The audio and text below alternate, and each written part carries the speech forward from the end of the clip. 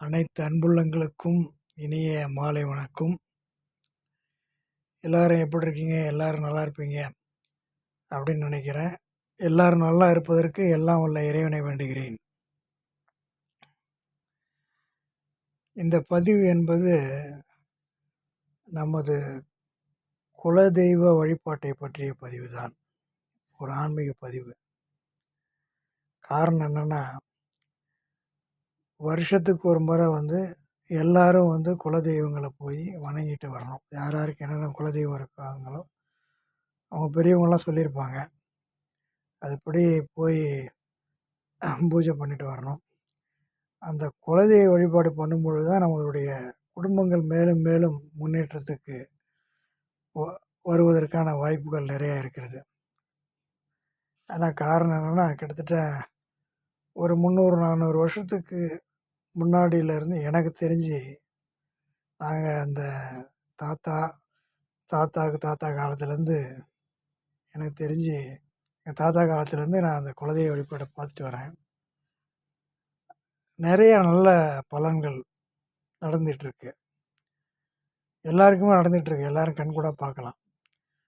நமக்கு ஏதாவது ஒரு பிரச்சனை அப்படின்னு நினச்சிக்கும் போது அந்த நேரத்தில் குலதெய்வத்தை நினச்சாக்க அது மற்ற தெய்வங்கள்கிட்ட போய்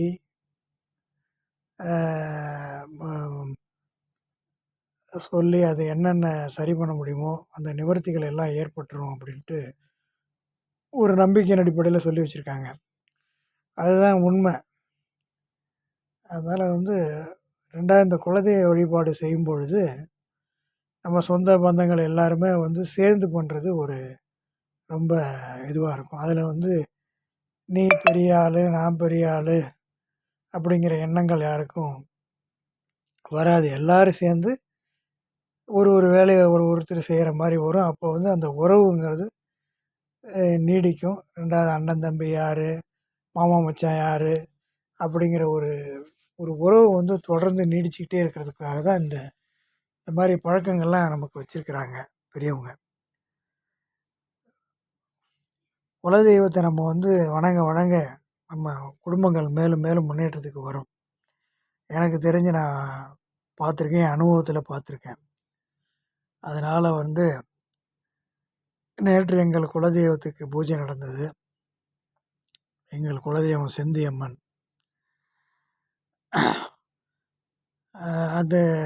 அந்த அம்மன் மூலம் நிறையா பேருக்கு எங்கள் சொந்த பந்தங்கள் எல்லாருமே நல்லா இருக்கிறாங்க. எல்லாரையுமே அந்த அம்மன் நல்லா வச்சுருக்காங்க.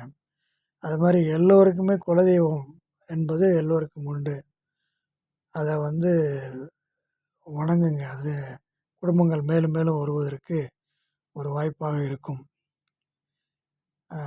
ரெண்டாவது எல்லாருமே ஒரு ஒற்றுமையோடு இருக்கிறதுக்கு அது ஒரு சிறந்த வாய்ப்பாகவும் அமையும். குடும்பங்கள் எல்லோரும் பிரிஞ்சு போனவங்களாக இருந்தாலும் சரி, யாராக இருந்தாலும் சரி, அந்த ஒரு ஃபங்க்ஷனில் எல்லோரும் சேர்ந்து நீ யார், நீ பெரிய ஆள், நான் பெரிய ஆளுங்கிற எண்ணங்கள் வராமல் எல்லோரும் சேர்ந்து செய்யக்கூடிய ஒரு நிகழ்ச்சியாக அமையும்.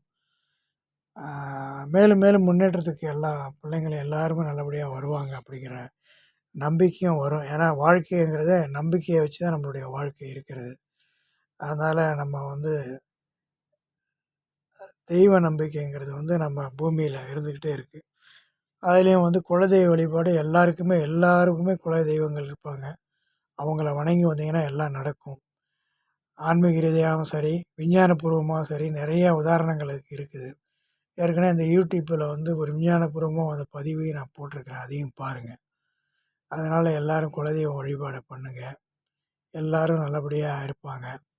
எல்லோரும் ஒற்றுமையோடு எல்லோரும் சேர்ந்து நீ பெரிய ஆள், நான் பெரிய ஆளுங்கிற எண்ணங்கள் யாருக்கும் வராமல் எல்லோரும் சேர்ந்து ஒரு கை ஓசையை தட்டினா இதுவாகாது. எல்லோரும் சேர்ந்து வழிபட்டாக்க கூட்டு பிரார்த்தனைங்கிற நம்மளும் நல்லா இருக்கிற மாதிரி இருக்கும், நாடு நல்லபடியாக இருக்கிற மாதிரி இருக்கும். அதனால் குலதெய்வம் வழிபாடுங்கிறது ஒரு முக்கியமான வழிபாடு. அதனால் எல்லோரும் அந்த வழிபாட்டை பண்ணி எல்லோரும் நல்லபடியாக இருக்கணும்னு எல்லா வல்ல இறைவனை வேண்டுகிறேன்.